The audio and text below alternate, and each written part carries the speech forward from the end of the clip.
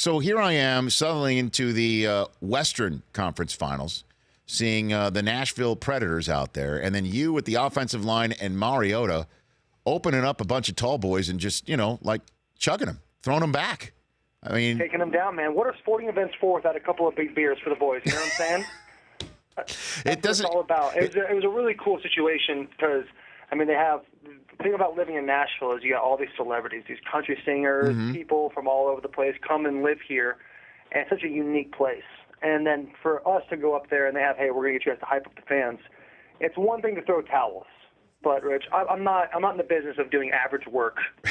I'm in the business of doing whatever I can to really spice it up. So what we did was I bought a catfish from our guys in the kitchen. Okay. And we got a couple tall boys, and I told them, hey, I'm going to hold the fish, and once the crowd loses it, I'm going to throw that fish down, and we're going to pass the beers out, and we're just going to crank those things like nobody's business. And honestly, I think it went better than anybody could have imagined. So I guess a couple questions. First things first, where's the fish now, Taylor? The fish is probably still in the suite. They made a new home.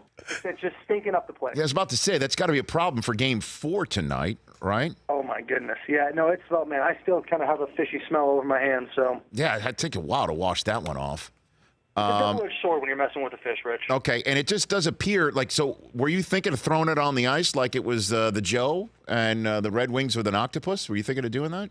That was definitely the plan. See, me and Marcus were walking out there, and I was like, hey, if the net's low enough, I'm going to rip that thing and hope for the best.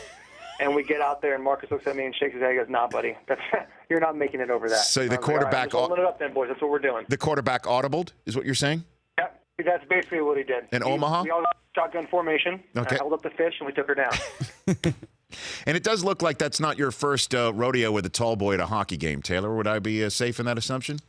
Man, I hate to give it away, but I've enjoyed myself a couple beers from time to time. But I think I'm really lucky. I don't think I've ever lost a beer chug, and that thing went down smooth and fast. Well, Chris Law, who you have met on many occasions here on the show, tomorrow is going to reprise or try to better his 40 chugging. Last year, we edited my 40-yard dash back-to-back, and he tried to chug an actual 40 and faster than me to run 40s and back-to-back.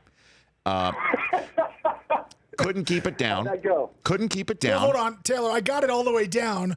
I lost by about 3 seconds, and about 3 seconds later, 23 of the ounces maybe came back up. He had to vacate. What were you drinking there? Was that Steel Reserve? It was a Mickey's. Okay, strong. Strong. Hey, Rich, I don't know if you know, but you go down to State and Packard at those liquor stores, they got Mickey's and Steel Reserve. You get those things $1.25, no problem.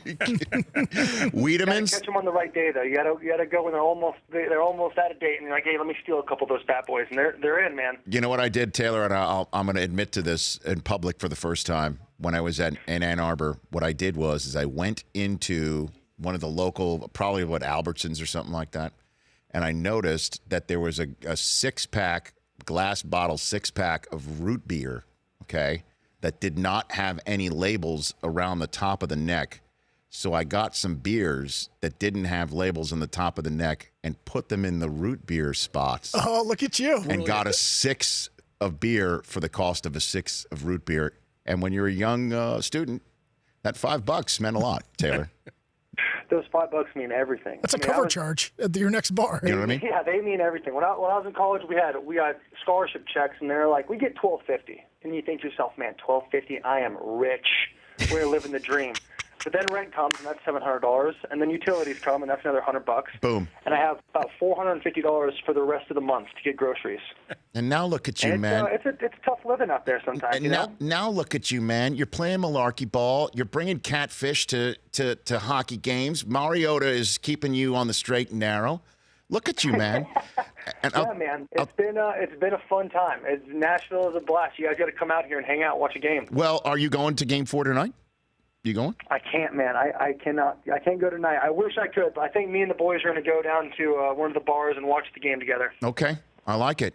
You're not bringing a fish to the bar, are you, Taylor?